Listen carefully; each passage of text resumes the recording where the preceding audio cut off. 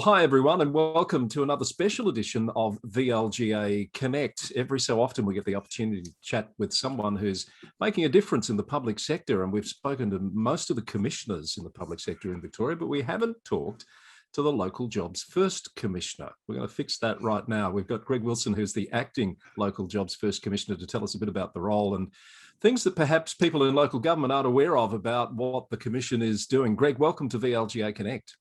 Thanks, Chris. A pleasure to meet you. You've got an extraordinary background in the public service. You understand how the sector works. Can we just start with a little bit about your background before you took on this role on a short-term basis? Yeah, well, basically, I've had just over 40 years in the Victorian public sector in different forms or another. I started straight out of high school at the good old Melbourne Metropolitan Board of Works, and then progressed through the ranks there in the various departments and what have you. And more recently, I've been the Secretary of the Department of Justice for 5 or 6 years, and before that, Secretary of what was then Department of Sustainability and Environment for 3 or 4 years. And now I'm the Chair of the CFA, the TAC, the SES, and a few other roles, as well as this acting role, which I'm really pleased to be in at the moment. One wonders where you find the time to do all of that at the moment, but this is, as you say, an acting role for a few months. So we should recognise that the last commissioner has retired and there's a process underway to fill the position.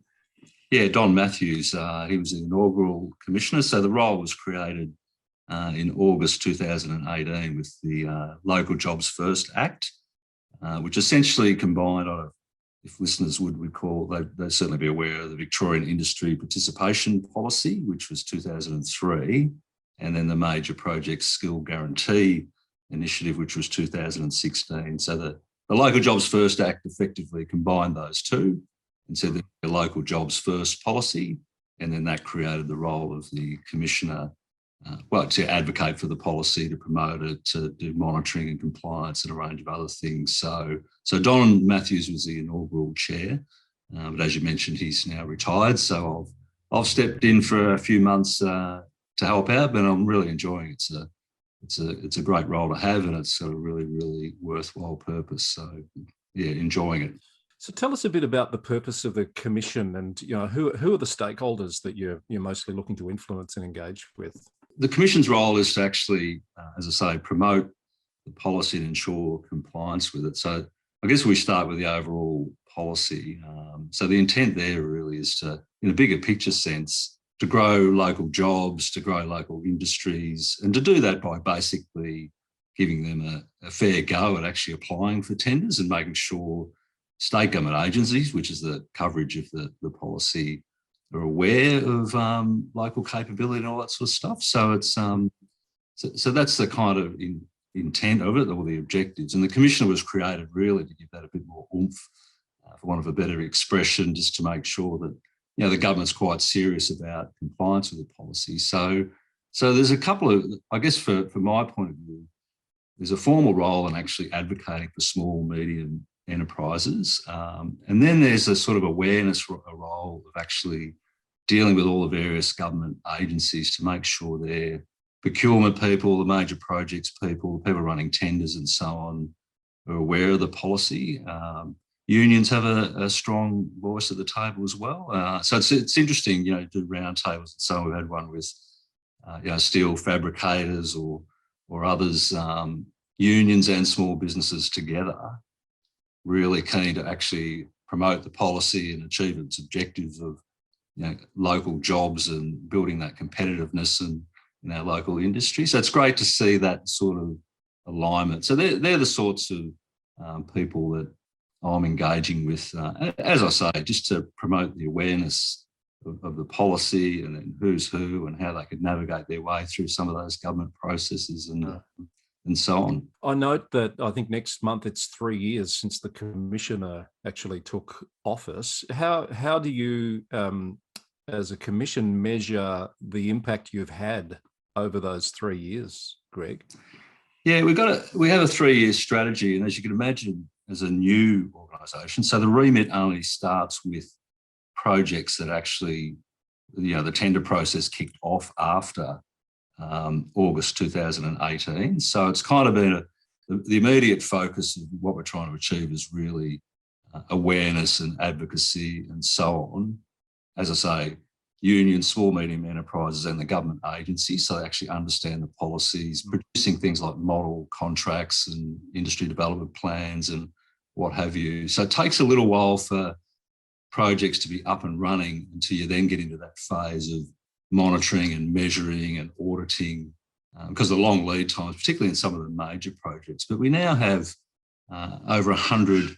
Well, the Act distinguishes between standard projects and strategic projects. So strategic projects are 50 million plus, and they have minimum specified local content, and the minister must specify particular percentages that are greater than those minimums. So we now have over 100 of those in our remit. And then standard projects, $1 million and above in regional Victoria and 3 million and above in Melbourne. We have over 2,300 of those. So it's actually growing and growing, but we're measuring our performance, I guess, by implementing strategies that raise awareness and so on. And then gradually we'll get into that audit phase, which is now more of a programmatic thing where, a bit like the Auditor General, you have a program of audits that you're doing, but now we actually have things that we can actually audit because the project's actually now up and running and underway. So yeah, we're kind. My sense is there's still, which is why these opportunities are great. There's still a lot of work to be done in just growing the awareness of the policy, how everything works and how people can best comply, particularly agencies where you want them, right at the beginning to understand all these requirements, not halfway through a tender process and someone points out, oh, hang on a sec, there's the local jobs first requirements that you've overlooked. So that's been our efforts to date.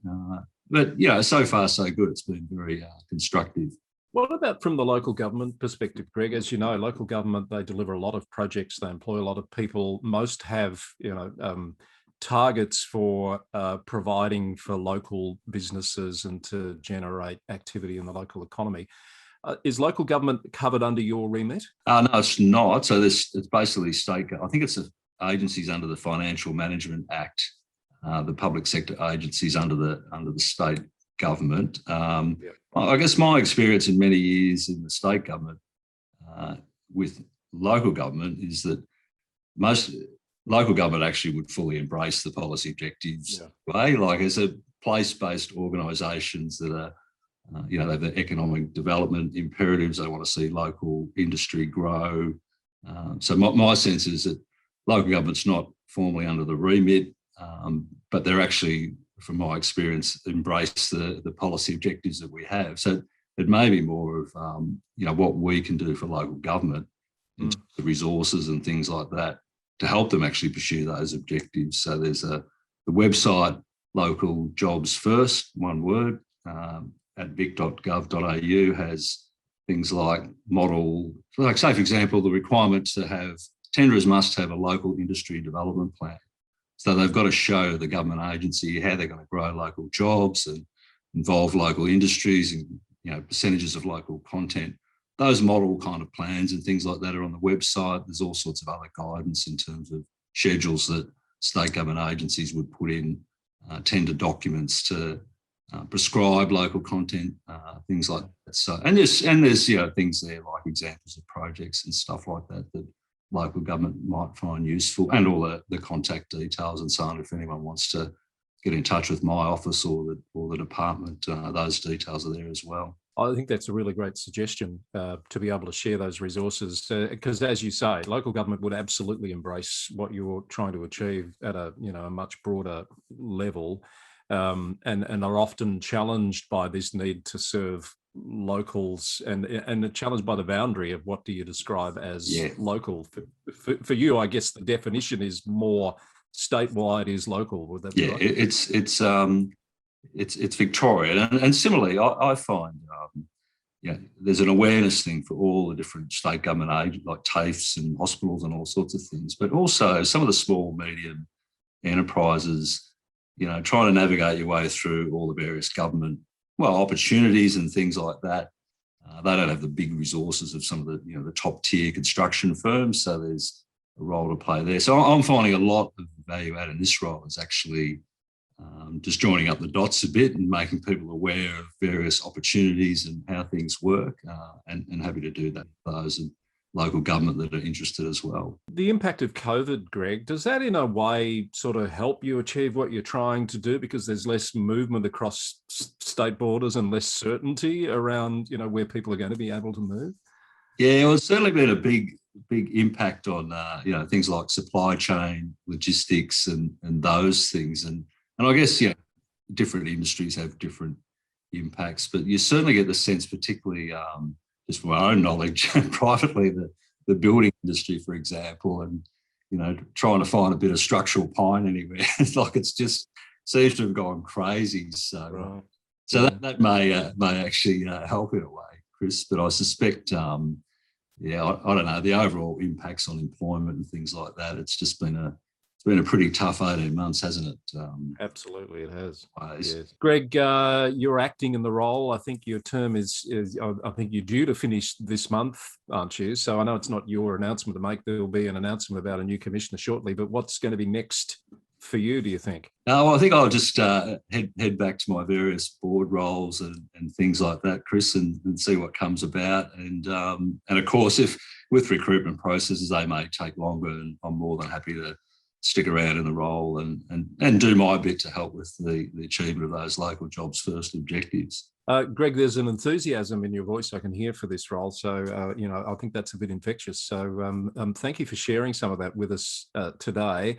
As you mentioned, you've got some resources that might be of use to local government. So you mentioned there's a website and some contacts there. And if people in councils would like to learn from that or cross-pollinate with ideas, you're open to them making contact, which is great. Absolutely. And thanks for the opportunity this morning, Chris. Great to meet you and great to hear more about the work of the Victorian Local Jobs First Commission. Greg Wilson, the Acting Commissioner, has been our guest on VLGA Connect, and we'll have more for you in another episode very soon. Thanks for joining us.